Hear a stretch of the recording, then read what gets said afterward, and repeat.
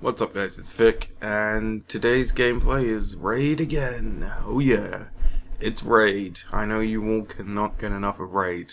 What's that map I hear you saying? Oh yeah, it's the one with the money room, which has become like one of the most popular callouts of all time. Money room and giant circle statue place. I might start calling it that actually. So in this gameplay, I'm not going to tell you the score because someone wanted me to leave a little bit of suspense there for you. But I play like complete shit. I mean, there are points when I'm throwing... There's a point where I throw a C4 against a wall and then blow myself up. And there are points where I should kill enemies, but I don't. And I'm not saying because of lag or anything, I just mean that my aim is so completely terrible that I just can't get on target, which is... pretty shit, pretty moley. So, what I figured I would talk about today while you're watching this beautiful Raid gameplay again, is I wanted to talk about the Xbox One. No, I'm not money whoring, it's not going to be in the title or anything, as I'm sure you're aware of right now. But I watched the reveal, and firstly, I was very pissed. I was pissed in the way that, you know, I know what Microsoft are trying to do by making it an all-in-one entertainment thing. But it's a games console first and foremost. If it isn't, don't label it as one. Because they showed, what, like 3 or 4 games? And even then, like, they didn't show... They were hating Sony for not showing their console. I remember seeing, like, constant... I think... Major Nelson sent one that was mocking them for not showing the console at their reveal. And I'm kind of upset Sony haven't come back with where are the games? If you're going to be a games console, you should probably show some games. And I know that people are going to say, well, E3 is right around the corner. But how much of E3 is also going to be taking up of Microsoft, I mean their, what are they called, their press conference? How much of that's going to be taking up with, hey, we signed a partnership with so-and-so, and I'm talking about apps, like Netflix and stuff.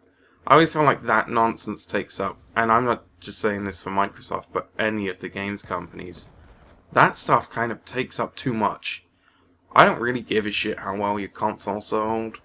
I don't really give a shit whose apps you bring into the Xbox, because I don't really watch the apps on the Xbox. Just tell me the games that you're going to be bringing out. Which they kind of failed to do last night. Or yesterday even. Not last night. Besides, you know, COD, Forza, and that one with that creepy looking girl. I don't really remember what they showed. I mean, that might be it. I feel like there might have been a 4th one. Oh, EA showed off their... EA showed off an engine. An engine! They didn't even show off a game. I mean, they showed you what some of the games will look like, but... what else? Firstly, let's start with the Kinect thing. I love the Kinect. I don't know why I like the Kinect, I just like the Kinect. Everyone else seemed to hate that fucking thing when it came out. But I thought it was a good idea, except no one really... It went the way of the Wii, where there were a couple of good games... Yet ultimately, you could always tell it was going to turn into Carnival Game 6. Like that type of game. Where it could have been better. Like, I like the Kinect in terms of, is it Splinter Cell? Or Tom Clancy? Or something. They're coming out with a game where, like, you can yell at the Kinect. And the characters in the game will react to that. I mean, that's a good idea. That immerses you another layer into the game.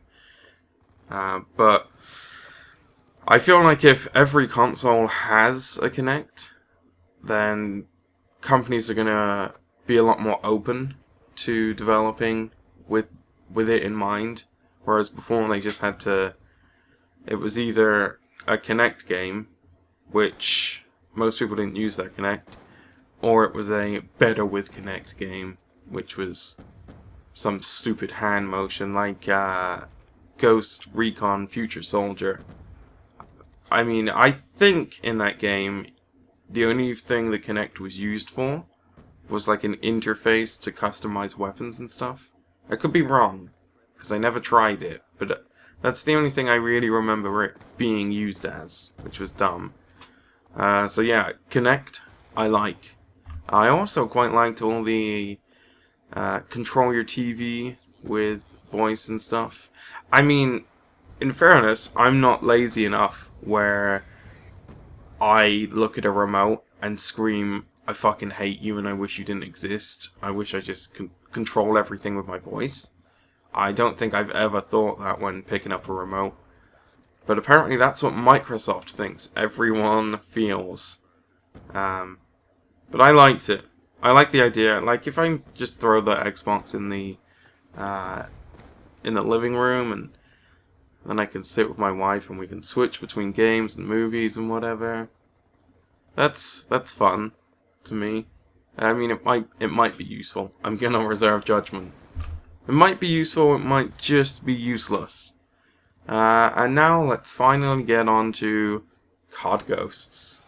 Now, let me preface this by saying my timeline on Twitter was so incredibly stupid that I could not handle it. It was full of people saying, I fucking hate COD. And then all they did was tweet about the new COD and how terrible it's going to be. I feel like if you're a hater of COD, like if you don't enjoy COD anymore, just stop playing it. Stop mentioning it. It's not a big deal. It's not like they're forcing you to buy it, no matter how much you may think Activision mentally control you and your wallet. They don't. You make the decision every year to buy it. You're going to make the same decision this year because you've got a YouTube channel and you think that the only thing people are going to watch is COD. So, with that out of the way, I also saw people like streaming for 4 hours talking about the new COD. A 2-minute fucking trailer. I don't know how you can talk about COD that much, especially when you don't know anything about the game. And plus, it was only single player, really. I thought it looked good, though. I liked the way it looked, and I'm really excited because I really enjoy Infinity Ward games. I mean the campaign. I've never really been a big fan of Treyarch campaigns. They're kind of dull and slow and confusing and boring to me. But Infinity Ward ones, I fucking love. COD 4 is the first COD I played. And the campaign, I mean, like I've said before, I didn't know the multiplayer was there until like a month or two after getting it. Because I just played the campaign, because it was that much fun to me. Modern Warfare 2 and 3, shockingly, were the same. Sadly, the multiplayer let Modern Warfare 3 down. But, yeah, so I don't really have an opinion on the trailer. I mean, the dog looked cool. The soldiers looked alright.